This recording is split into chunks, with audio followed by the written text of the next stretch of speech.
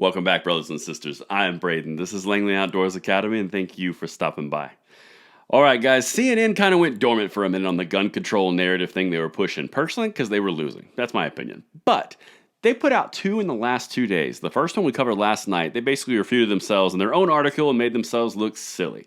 But this one that they did today, this is interesting because they accidentally proved the Second Amendment gun right advocates completely correct on an area of rights, the proper approach to firearms nationwide, and overall freedom. And this is important because you are going to experience these exact same arguments in your everyday gun control, gun right conversations with those people that you trust to do it.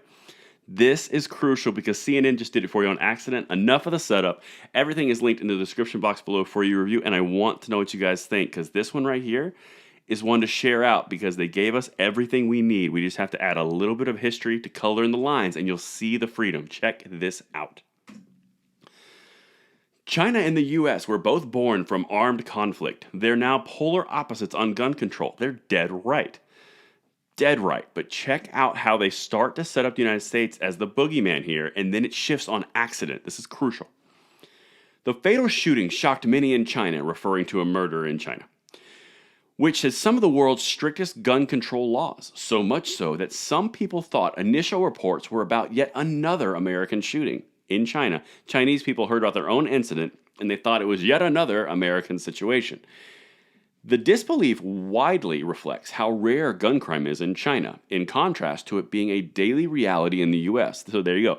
There's that compare contrast. They're great, we're bad. All right? We're going to keep going because this is important. Check this out. They do this on accident.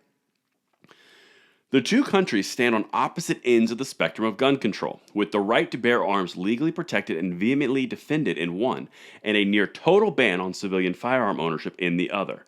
Now, if one thing they have not mentioned is one is a freedom-loving democracy that is a capitalist-based system versus a command and control economy in a communist regime. Don't forget that part because that's really important. Listen to how they lay this out. The difference is stark when it comes to public safety. Despite being the world's most populous country with 1.4 billion residents, China only records a few dozen gun crimes a year, and more broadly, violent crime has continued falling, reaching its lowest level in 20 years in 2020, according to state-run news outlet. Check that out. They didn't say it was a bad thing. State-run. No freedom of the press, no First Amendment, freedom of speech. That's key. Keep that in mind. Meanwhile, the U.S. reports hundreds of mass shootings with 4 or more victims every year, with more than 475 such incidents recorded so far in 2021. We covered that last night. Gun Violence Archive classifies gang crimes, drive-bys, and inadvertent shootings of civilians caught in the middle of crossfire between gang groups is not a mass shooting, but whatever. That was last night's video. Not to mention many more gun deaths like suicides. Though there have been more growing calls for gun control across the country, violent crime in general is on the rise. Major cities, gun control cities, saw a 33% increase in homicides last year and a crime surge that has continued this year. Now keep in mind, here's where it accidentally goes off the rails and they prove us right. This is the part I want to hear from you guys on. State-run, there's that state-run piece again, no First Amendment, no freedom of the press. State-run media outlets, meanwhile, have published dozens of articles about shootings in the U.S. in the past few months alone. In 2019, nationalist tabloid Global Times touted China's effective gun control as a lesson for the U.S. Okay, a little monopoly, huh? State-run media, they don't have the freedoms that we have. Do you guys remember what happened in Wuhan last year when this little situation spiked up?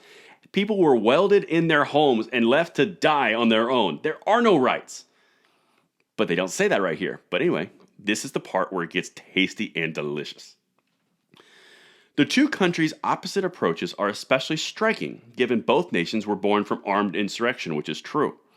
The U.S. winning its independence in the Revolutionary War in 1783, and the Chinese Communist Party establishing the People's Republic of China in 1949 after a lengthy rebellion against the nationalist government.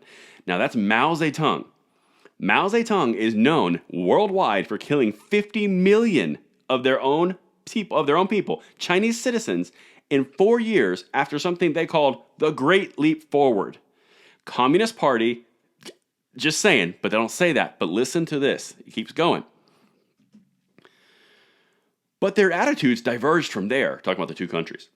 With the U.S. enshrining the right to bear arms in the Constitution, arguing that this right and a well-regulated militia were necessary to the security of a free state. Sounds like we didn't have 45 million people dead in 4 years at the hands of their national government.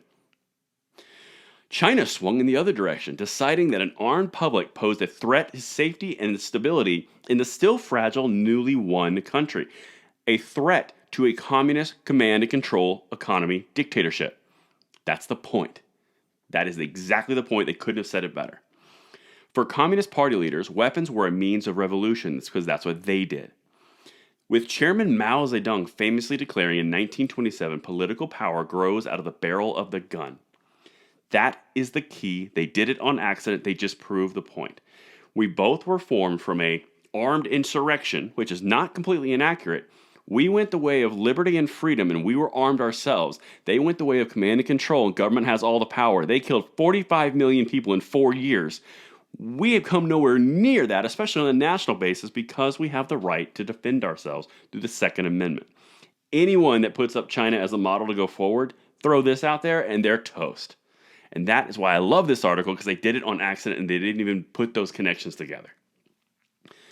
Just 2 years after the People's Republic was founded, the government implemented measures prohibiting citizens from buying, selling, or privately manufacturing guns. Does that last one sound familiar?